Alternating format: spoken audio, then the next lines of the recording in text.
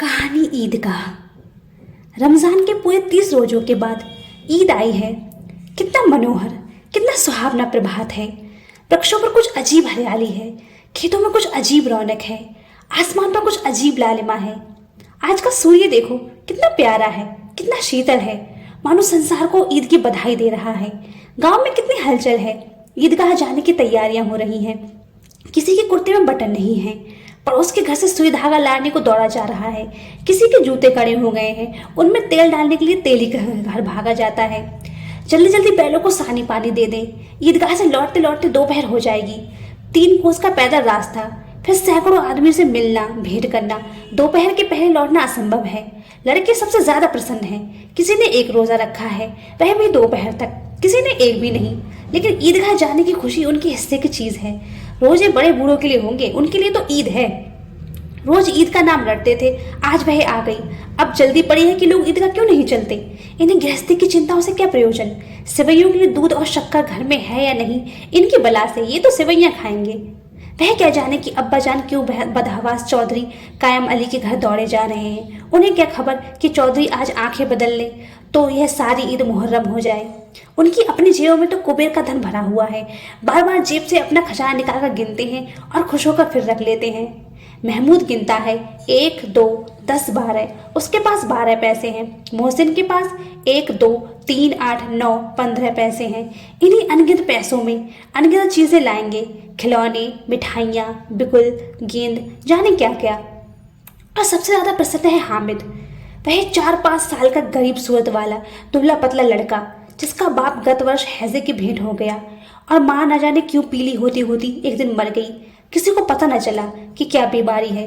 कहती भी तो कौन सुनने वाला था। दिल पर जो बीतती थी वह दिल में ही सहती, और जब ना सहा गया तो संसार से विदा हो गई। अब हामिद अपनी बूढ़ी दादी अमीना की गोद में सोता है और उतना ही प्रसन्न है। उसके अब्बाजान रुपए कमाने गए हैं, बहुत सी थैलियां लेकर आएंगे। अम्मी जान अल्लाह मियाँ के घर से उसके लिए बड़ी अच्छी अच्छी चीजें लाने गई है, इसलिए हामिद प्रसन्न है। आशा तो बड़ी चीज है, और फिर बच्चों की आशा, उनकी कल्पना तो राय को पर्वत बना लेती है।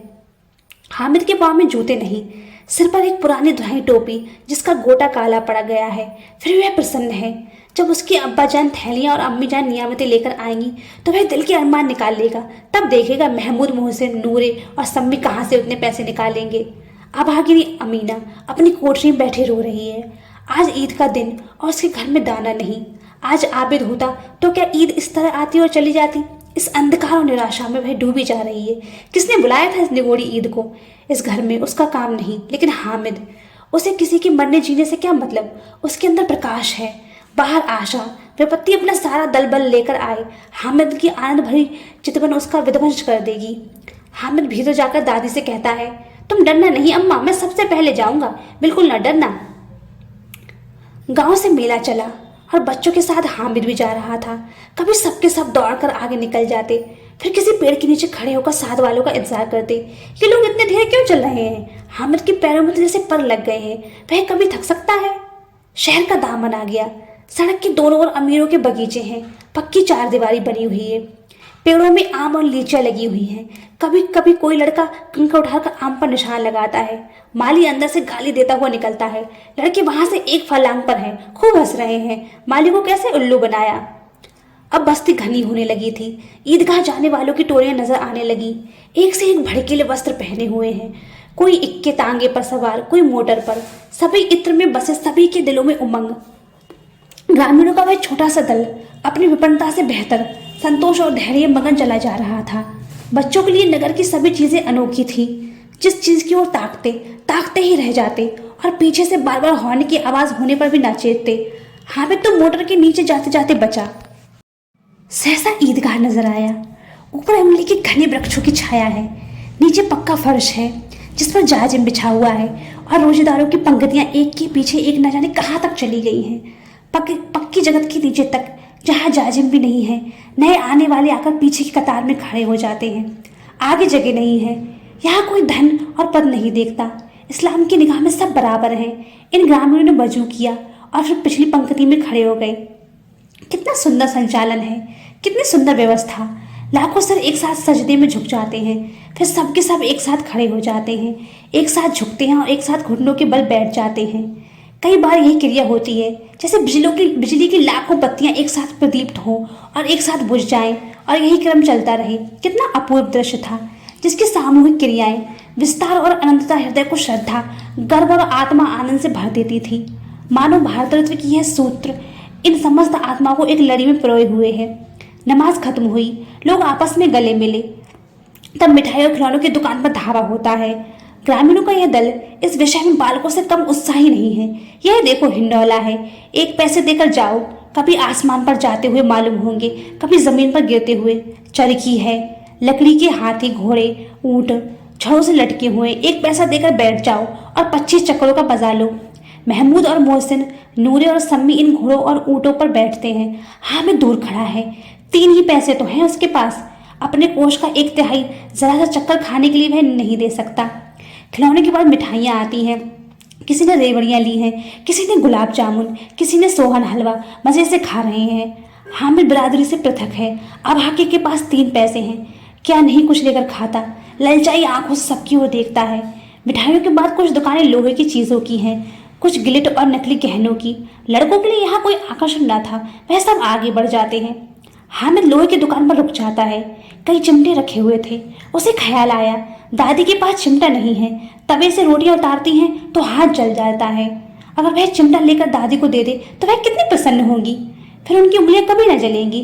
घर में एक काम की चीज़ हो जाएगी। खिलौने से क्या फ़ायदा, व्यर्थ में पैसे खराब होते हैं। उसने दुकानदार से पूछा, यह चिमटा कितने का है? दुकानदार ने उसकी ओर देखा और कोई आदमी साथ न देकर कहा, यह तुम्हारे काम की नहीं है। बिकाऊ है कि नहीं? बिकाऊ क्यों नहीं है? और यहाँ क्यों लाए हैं? तो बताते क्यों नहीं हो कि कै पैसे की है? 6 पैसे लगेंगे। हामिद का दिल बैठ गया। ठीक ठीक बताओ। ठीक ठाक 5 पैसे लगेंगे, लेना हो लो, नहीं तो चलते बनो। हामिद ने कलेजा मजबूत करके कहा, 3 पैसे लोगे? यह कहता हुआ वह आगे बढ़ गया कि दुकानदार की घुड़कियां न सुनी, लेकिन दुकानदार ने घुड़कियां नहीं दी, बुलाकर चिमटा दे दिया। हामिद ने उसे इस तरह कंधे पर रखा मानो बंदूक और शान से अकड़ता हुआ संगियों के पास आया। 11 बजे। सारे गांव में हलचल मच गई। मेले वाले आ गए। मोहसिन की छोटी बहन ने दौड़कर भिश्ती उसके हाथ से छीन लिया और मारे खुशी की जोश ली तो मियाँ भिश्ती नीचे आ गए और सुन लोग से धारे। इस पर भाई बहन में मारपीट हुई। दोनों खूब रोए। उनकी अम्मा शोर सुनकर बिगड़ी और दोनों को ऊपर से 2-2 चांटे और लगाए। अब मियाँ हामिद का हाल सुनिए। अमीना उसकी आवाज़ सुनते ही दौड़ी आई और उसे गोद में ढककर प्यार करने लगी। सहसा उसके हाथ में चिमटा देखकर वह चौंकी। यह चिमटा कहाँ था? मैंने मोल लिया। कै पैसे में? 3 पैसे दिए। अमीना ने छाती पीट ली। यह कैसा बेसमझ लड़का है कि दोपहर हुआ, कुछ खाया न पिया, लाया क्या चिमटा? सारे मेले में तुझे कोई और चीज ना मिली जो है लोहे का चिमटा उठा लाया? हामिद ने अपराधी भाव से कहा, तुम्हारी उंगलियां तवे से जल जाती थी, इसलिए मैंने इसे लिया। बुढ़िया का क्रोध तुरंत स्नेह में बदल गया और स्नेह में वह नहीं जो प्रगल्भ होता और वह अपनी सारी कसक शब्दों में बिखेर देता है। यही मूक स्नेह था, खूब ठोस, रस और स्वाद से भरा हुआ। बच्चे में कितना त्याग, कितना सद्भाव और कितना विवेक है। दूसरों को खिला लेते हुए और मिठाई खाते देखकर इसका मन कितना ललचाया होगा, कितना जब्त इससे कैसे हुआ। वहां भी इसे अपनी बुढ़िया दादी की याद बनी रही। अमीना का मन गदगद हो गया। और अब एक बड़ी विचित्र बात हुई।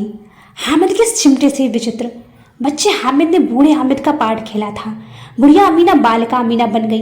वह रोने लगी, दामन फैलाकर हामिद को दुआएं देती जाती थी और आंसू की बड़ी बड़ी बूंदें गिराती जाती थी। हामिद इसका रहस्य क्या समझता?